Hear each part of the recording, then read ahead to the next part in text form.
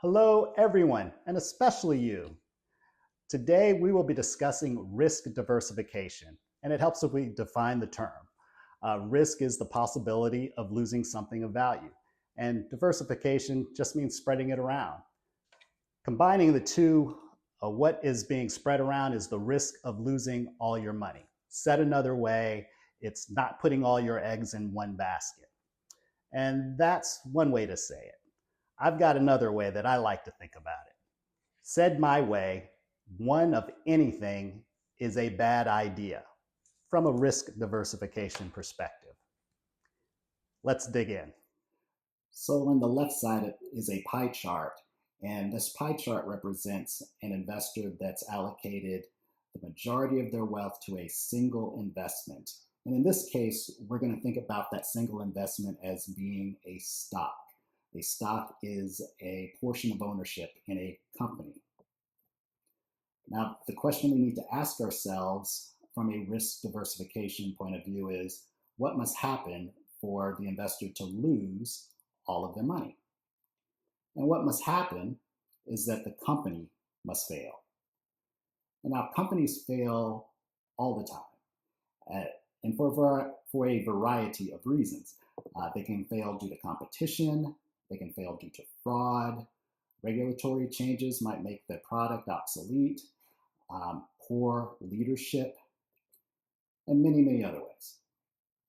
The thing to keep in mind is that many things have to go right for a business to remain in business. Okay, let's compare investing in a single stock with investing in multiple stocks. What must fail for an investor to lose all their investment?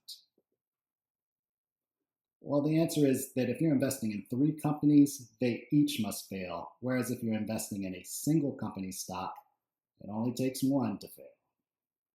That brings us to the concept of sectors. A sector is a group of stocks that have a lot in common with each other because they're in the same industry. Because they have so much in common, they tend to behave in a similar fashion. When conditions are good for one, they all do well. When conditions are bad, they all tend to do poorly. Here are some examples of common sectors. Financials, energy, consumer discretionary, and healthcare are some of the sectors. Off to the right are examples of companies within those sectors. Keep in mind, a sector is a group of companies within the same industry. That brings us to this familiar slide with its increasingly familiar question. What must fail for an investor to lose all their money? Well, in this instance, each sector must fail. So what I want you to see is that with stock investing, there are multiple layers of risk to consider. They include risk at the individual company level, multiple company level, and sector level. It would be wise to consider each of these levels. That brings us to the term asset allocation. Let's break this word down, or this concept down. An asset is something of value. It can be money, stock, crypto, whatever. Allocation is where something is stored, placed, or in this case, invested. Oftentimes you'll see this word concept in regard to stock investing. When talking about stock investing, it's referring to the particular sector or industry that the companies participate in. But this is my channel, so we're going to talk about things using my approach. I don't use the term asset allocation this way. I view all stocks as a single asset type. There are many other asset types, and each have subgroups like sectors. For example, real estate. And real estate has its sectors or subgroups. Residential and commercial are an example of those. Commodities. And commodities can be broken down into different commodities: oil, gold, rhubarb, pork bellies, you name it. Bonds can be broken down into subsectors like municipal bonds, corporate bonds, treasury bonds. There are tangibles, art, antiques, and collectibles are examples of the tangibles asset type. And there's cash, savings, certificates of deposit, mattress money, all sorts of things. Hi, this is Bruce of Bruce Makes Sense. Let's take a break, and I want you to take your non-dominant hand, for me that's my left hand, and I want you to grab the thumb on your dominant hand, and I want you to lift it up and bring it down on the like button. Take a breath, and then bring it up one more time, and press it down on the subscribe button. It's great exercise. It helps out the channel a lot, and it'll make you feel good. Recall that one of anything is a bad idea from a risk diversification perspective. Let's take a look at another slide. Okay, we're taking a look at the variable of asset types. On the right, an investor that invests in a single asset type versus an investor on the left that invests in multiple asset types. From a risk diversification perspective, what must fail for a person to lose all of their investment? The answer is that all three asset types must fail rather than a single asset type. Let's take things one step further. So far, our discussion about risk diversification has only touched on where you invest your money. What we haven't discussed is how your income is obtained. Remember, one of anything is a bad idea from a risk diversification perspective. Let's take a look at this slide. Okay, now let's take a look at income sources. Single source of income on the right, multiple sources of income on the left. What must fail for a person to lose all of their income? Well, if you're on the left, all three sources of income must fail rather than a single source of income. In 2014, I purchased my first income-producing asset. It was a modest rental property. I purchased a second the following year. Things financially were going great. I had 2 income-producing assets. I also had a high-paying job in a very reliable field. I was a retail pharmacist, and things were going great until I got laid off just prior to Christmas. Unless you're a Supreme Court justice, all jobs are temporary. Remember that. The 2 other sources of income that I had, the income producing properties, weren't enough to support me, but they did take some of the stress off until I was able to find another job. Multiple income sources are less risky than reliance upon a single income source. Okay, so this may seem like a tangent, but I promise it's not. When I was young, my parents sought to curtail my TV viewing. This was primarily when I was in middle school and high school. There was no TV viewing during the week unless it was the news. So what did I do? I maximized my TV viewing by watching the news. I watched the McNeil-Lehrer Report and 60 Minutes. And now that I'm an adult, I get to watch whatever I want. And I still watch PBS NewsHour, which is the continuation of the McNeil-Lehrer Report, and 60 Minutes, and a lot of other things. I like to be entertained when gathering political information, so I knowingly watch a partisan news channel for that. But I also frequently watch the opposition channel as well to see what they might have to say. I like viewing foreign news outlets as well, like the BBC and Al Jazeera, just for some balance and some background, some context. I found awareness and understanding of different perspectives to be helpful. When it comes to personal finance, the same holds true. All of those hours watching the McNeil-Lehrer NewsHour helped me form a basis for how the financial world tends to behave. I also enjoy reading books on personal finance and investing. These became particularly helpful prior to investing in real estate. I'm also an ardent listener to several podcasts, and I've just begun viewing financial experts on YouTube. Let's apply this to risk diversification, which is, after all, the subject of this video. Risk diversification is avoiding placing all your eggs in a single basket, or as I define it, one of anything is a bad idea from a risk diversification perspective.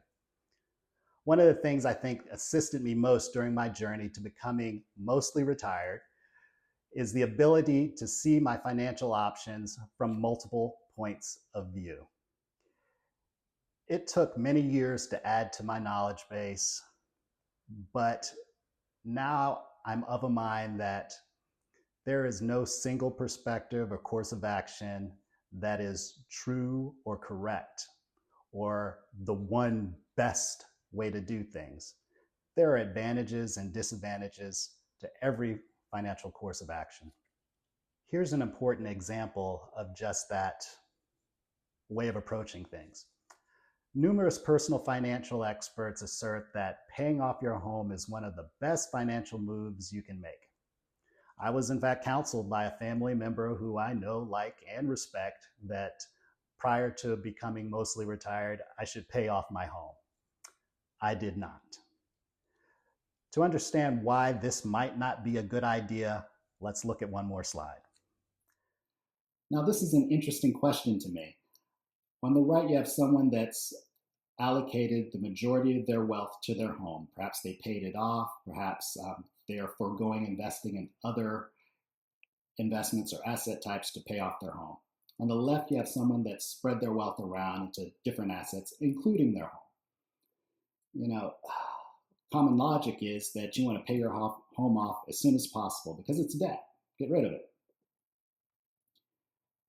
The thing to keep in mind is that there's pros and cons to every investment. So let's think through this. If someone contributes the vast majority of their wealth to their home and forgoes investing in other assets, what must fail for this person to lose their investment? And the answer is that the home must fail, or in this case, lose its value. How might that occur? Even if the person has insurance, insurance doesn't cover everything. Typically doesn't cover everything. Typical insurance doesn't cover flood or earthquake damage, neglect or mold. If you don't take care of the roof or the siding, water penetrates the home and mold develops. Insurance typically does not cover that. Sewer backups doesn't cover that either. War. There are parts of the world where war is just another season of the year. That is not the case in the United States, thankfully. However, there have been other industrialized nations that have experienced it. And it would be remiss for us not to consider that as a risk. There are other things, these one-off situations that happen. Flint, Michigan had a lead poisoning issue back in 2014. And I imagine that home values in and around that time declined. And maybe they haven't quite rebounded yet either. East Palestine, Ohio, train car derailed, releasing toxic chemicals into the area. I imagine home values substantially declined. I just started this channel a week ago, so as I film this, I'm sure that there's no one that considers me as their sole source of financial education. But you may have family members that have their one go-to guy or gal or financial expert of choice. No one should have a single source of financial advice or education. From a risk diversification perspective, one of anything is a bad idea, especially with regard to information or advice. It can rule out consideration of advantageous courses of action because the expert finds them too risky or undesirable. Educate yourself so as to become aware of all your options, or as many as humanly possible, and consider the strengths and weaknesses of each of them for yourself. So let's recap all the bad ideas from a risk diversification perspective. Investing in one stock, crypto, home, All bad ideas. Investing in one sector or industry is also a bad idea. Investing in one asset type, bad idea. Deriving all your income from a single source, bad idea. Adhering to the financial education or point of view of a single source. Wait for it. Wait for it. Bad idea. From a risk diversification perspective, they're all bad ideas. Be bold. Learn continuously. Share what you learn with others. Thanks.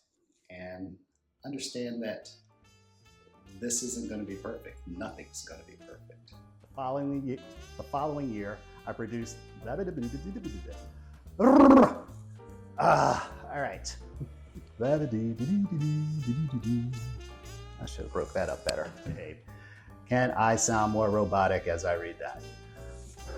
Can I sound more robotic as I read that?